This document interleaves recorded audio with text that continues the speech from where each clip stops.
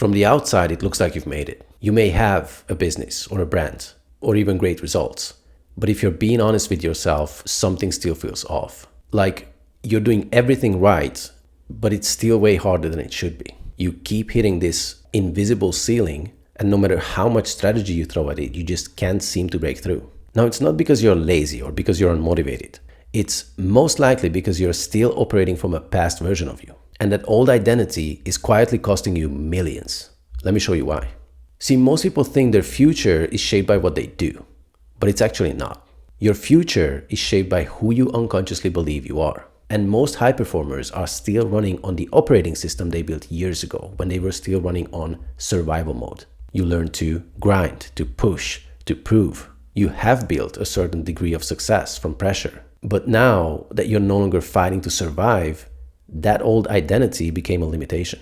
It's like trying to lead a whole movement while your unconscious still sees you as the intern. You simply don't see million-dollar opportunities when your nervous system and your whole being is still wired for, let's say, 50K a year survival. And even if you do, you won't take bold risks to actually capitalize on them when your identity is still wired to play it safe and not rock the boat. Joe Dispenza says it this way: your personality creates your personal reality. And your personality is made up of how you think, act, and feel. So if every morning you wake up and immediately start thinking the same thoughts, doing the same things, feeling the same emotions, then guess what? You're not creating a new you, and by extension a new life, you're reliving the old one. Your future gets filtered through your past because your brain isn't wired for success, it's wired for familiarity. Even if that familiarity is stress or scarcity or feeling like you're never quite enough, you wake up as the same version of you that got that first win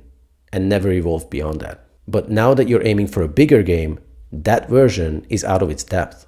There's probably a paradox you find yourself in right now, which is you've outgrown who you were and you're kind of longing for a new level in life, but you're still loyal to that old identity because it feels safe, even if it's no longer useful. Dispenza says it perfectly. We would rather cling to the known, even if it's painful, than face the uncertainty of the new. So you keep doing what got you here. The same structure, the schedule, the hustle, but under the surface, your unconscious is still filtering reality through the lens of I'm the underdog, I need to earn it, or success is survival. So you're creating, but you are creating from the same emotional signature that built your past. And every time you try to step into the next version of you, your body goes, whoa, this isn't who we are. So you go back to the comfort zone, back to normal.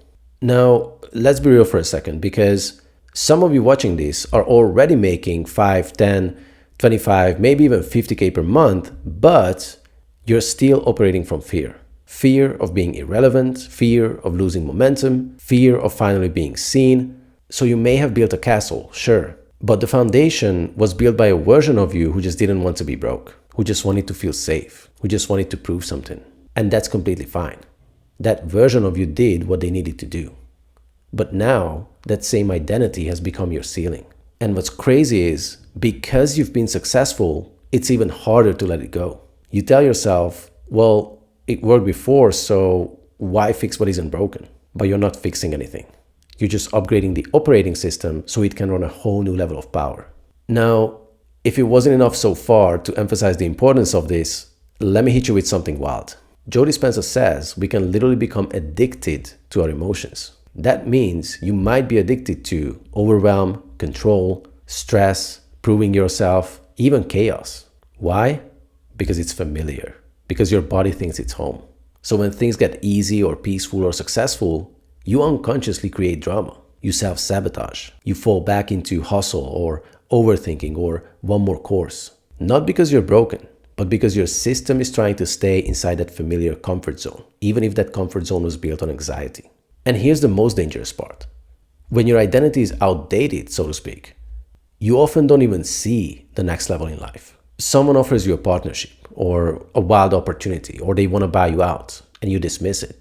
Not necessarily because that thing in and of itself is wrong, but because the old version of you, your old identity, can't perceive it as safe. So your brain deletes it. So you can't create $1 million reality while your nervous system is still loyal to a 4 or 5 figure self-concept. That's not woo-woo, that's neuroscience. You will unconsciously reject and ignore opportunities or undercharge for your service or products because your old identity doesn't believe it's allowed to hold that much. So now you're probably wondering, well, damn, if I've been unconsciously living in the past, how do I break out of it? That's what the next video is all about. But here's the good news. You don't need to fix yourself and you don't need to hustle harder. You just need to become unavailable for the identity that built your past. And luckily, there's a process for that. One that doesn't involve years of healing or mindset work. Because success isn't personal, it's structural. And in the next video, I'll show you exactly how top performers upgrade that structure to hit the next income level without losing themselves in the process. But before we wrap,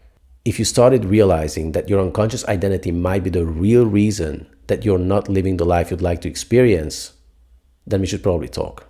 First off, inside a course inside my free school group, I go deep on exactly how to shift this. It's called Superconscious Awakening, and it's not your average mindset community. We don't sit around journaling about our blocks. We recode the structure that's been keeping you small, and we help you start making decisions like the version of you who already has the life that you want. So join while it's still free, because I'm not keeping it free forever. Secondly, you might be someone who knows you're meant to be doing big things, but for some reason you keep holding back. Whether it's content, business, creative work, or even just showing up and expressing yourself fully, there's this invisible tension between who you are and who you know you could be. If that's you, feel free to reach out to me and let's talk. We will map out where your current structure is out of alignment and rebuild it from a place of power. So click the link below, book a call, and we will start from wherever you're at right now. Other than that, if you enjoyed it, please hit like, subscribe so more people can see this, and I'll see you in part 2.